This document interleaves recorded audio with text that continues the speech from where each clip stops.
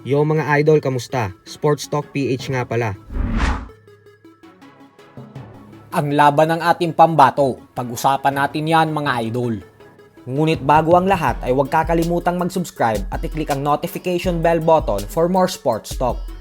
So isang napakalungkot na balita nga po para sa ating mga Pinoy boxing fans. Ito po ay dahil bigo ang ating pambato na si Rodex Piala sa naging laban nito sa bansang Australia kontra kay Liam Wilson. Napakaganda po sana ng pinakitang performance ng ating kababayan kung saan akala natin ay mananalo na ito dahil sunod-sunod ang mga solidong patama ang binabato niya sa Australian fighter.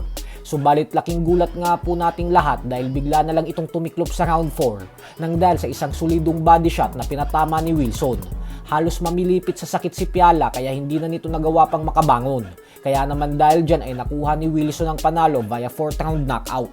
Sa kabilang banda naman mga idol ay kinumpirma na nga po ni Turki Al-Ashik na nakatakda ng bumalik sa ibabaw ng lona ang Mexican superstar Canelo Alvarez ngayong taon, kung saan ito umano ang bibida sa September 12 sa event na Mexico Against the World na siyang nakatakdang ganapin sa Saudi Arabia. Hindi pa naman po pinapangalanan kung sino ang makakalaban ni Canelo. Pero kung si Canelo lang daw sana ang masusunod, ay gusto nitong makipag-rematch kay Terence Crawford para makabawi ito. Pero alam naman po nating lahat na hindi na ito mangyayari dahil tuluyan ang nagretiro sa sport ng boxing si Terence Crawford.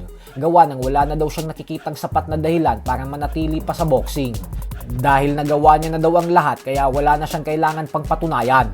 Bukod dyan ay sinabi din ni Crawford na papayag lang daw siyang makipag-rematch kay Canelo kung $100 million ang ibabayad sa kanya.